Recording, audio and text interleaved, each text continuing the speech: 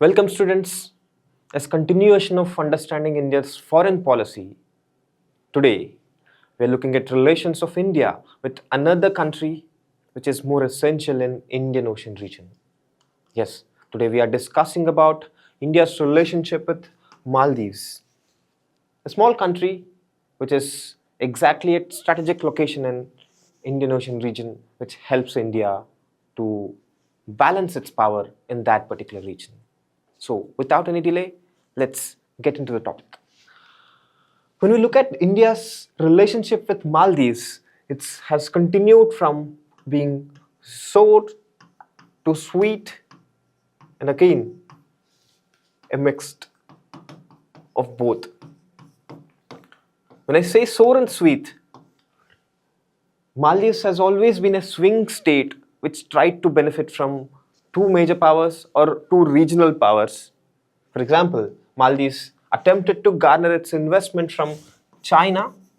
In that part, it has created an anti-India rhetoric. But when the government changes, it gets back again swinging towards India, creating anti-China rhetoric. So this minion in Indian Ocean region, trying to benefit from both the major powers, has been a phenomenon. And is that just a phenomenon of appeasing the major powers? The answer is no. It's due to the local polarization politics. Local politics with two different wings. For example, Mohammad Miziu, who is present president of Maldives, is exactly using India as a different country where by creating an anti-India rhetoric or India way out as slogan is trying to attempt a particular section to consolidate and gain victory, so that by showing the China's investment and another projects which were being built by China in Maldives, it's been a different polarization, and that polarization is resulting in their foreign policy being slightly upset.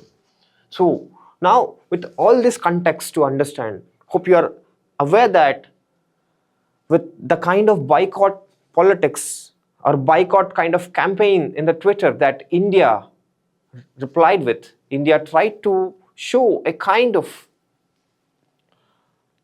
soft power or hard power or a mix of it. India tried to show that with its people boycotting Maldives as a tourist destination.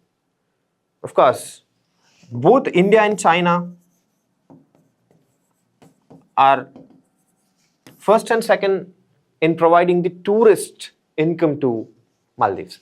Now, with all this complex web in Indian Ocean region, India has something to gain and have Maldives as its partner, at least not against it.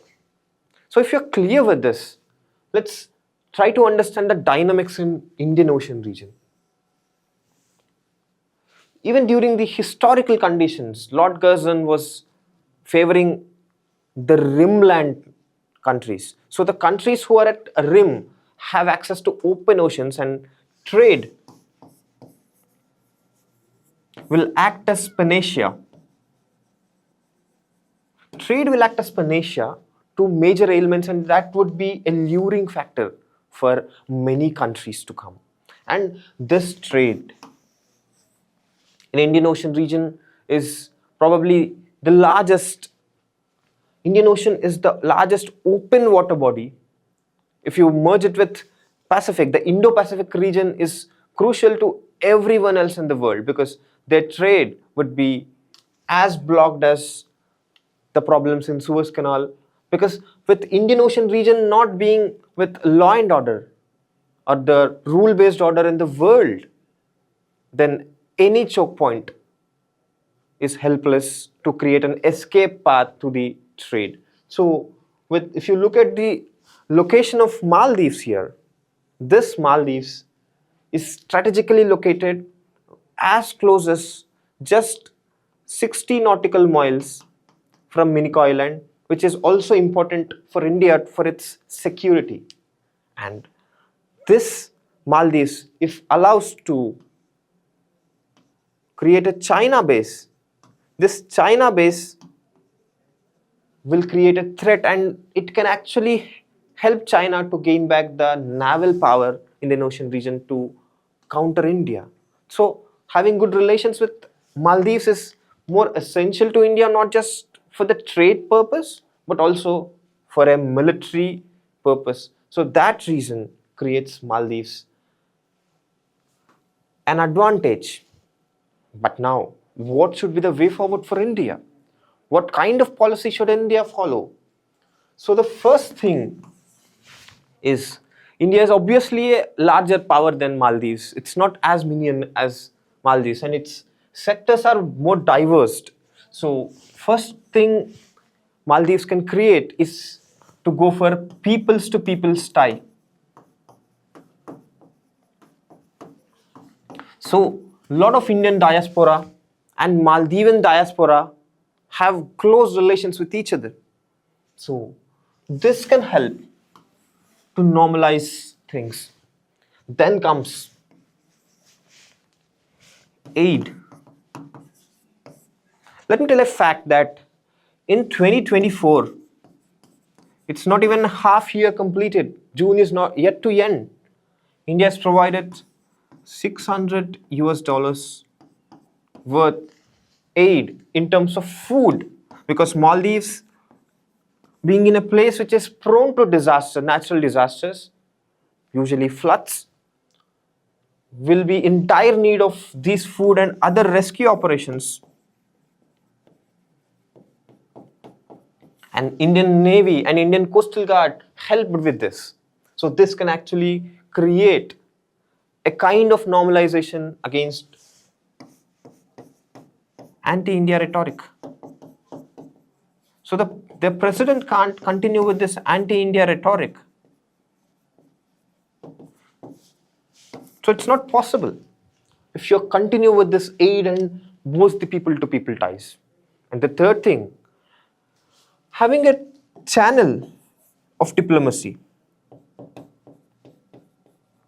And these are common things that any power or any regional power can do with a country which is with lesser power than that.